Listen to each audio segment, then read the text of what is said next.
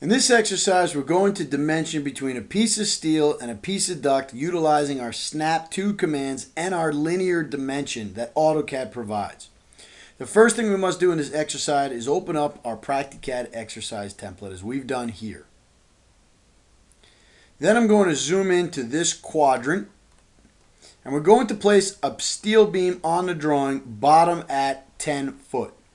To do this, let's go into our architectural bin. Remember, the icons on your bin might be different than the one in this tutorial. Select one that you'd like. In this exercise, I'm going to grab a wide flange shape.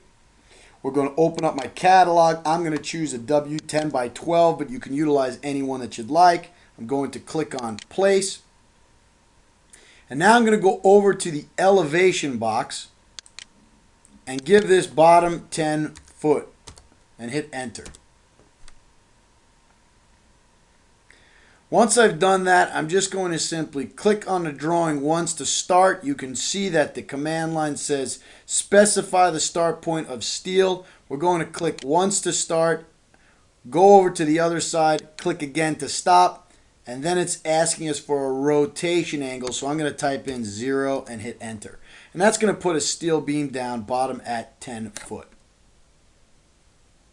Now hit escape to let go of the beam you're holding, and let's go put a fitting on the drawing as well. We're going to go into the fitting bin. We're going to choose a piece of rectangular duct and click once. In this exercise, the size does not matter, so we're going to come down into the elevation and put bottom at 8 foot and hit enter. Then place your fitting on the drawing a little bit below the steel. Anywhere is fine. We're going to click once to start. It's asking for rotation. We're going to click a second time, and then we have to click a third time. Notice the routing parameters are out. We're going to click again to place down the fitting. Now I'm going to right click and hit cancel to let go of the fitting we were holding.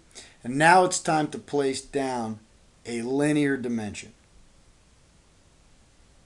The linear dimension tool can be activated from a variety of areas. In this tutorial, I have a PractiCAD ACAD quick bin with a linear dimension tool here. But if you're using ribbons, you can go to your annotate, and as a default, AutoCAD should have a linear dimension tool right here.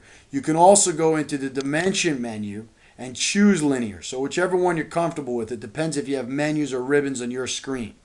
So we're going to grab a linear dimension. And you can see that AutoCAD says specify first extension line origin or select object. Now we're going to choose where we want to start from. But before we do that, two things must happen. First, we must have our O-snaps on. Notice down here that O-snap is depressed. If your O-snap is not depressed, you must depress it. If you don't, you're not going to see that object snap that we need to grab a hold of. And we want to grab a hold of the nearest node. So you have to have the nearest object snap checked. And you can see here that if I right click on O-snap and go to settings, that nearest is one of the ones I always leave checked. So I've got that. Now we need to make sure that we're grabbing the right part of the steel. Most likely your steel is already set to hold the nearest snap by center. But to make sure, let's go over to the fitting box or the item box and let's check the steel tab.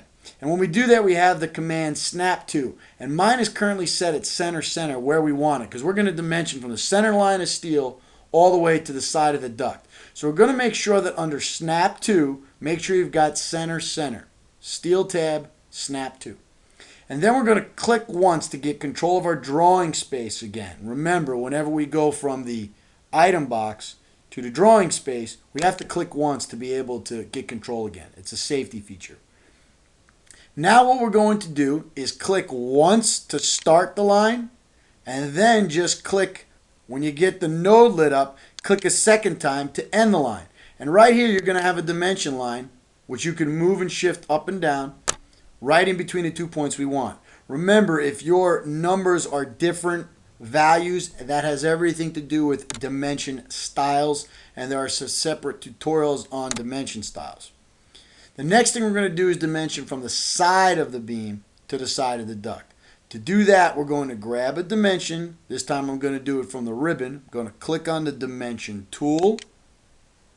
And then we're going to go over to the item box and choose X right.